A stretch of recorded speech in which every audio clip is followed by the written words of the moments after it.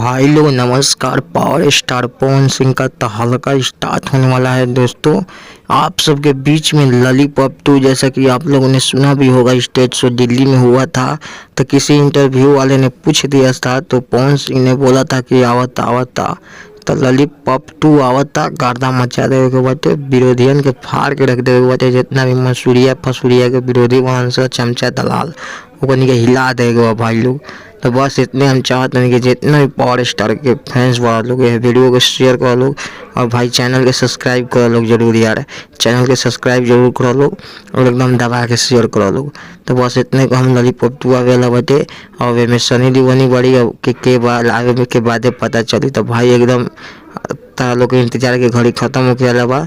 तब तारा लोग के इंतजार के घड़ी बहुत जल्द खत्म हुई। हाँ एकदम शेयर करो लोग वीडियो को, धक्का धक पवन सिंह के फैन बड़ा लोग। तो चलो भाई मिलते हैं नया वीडियो में, तब तक खातिर बाय।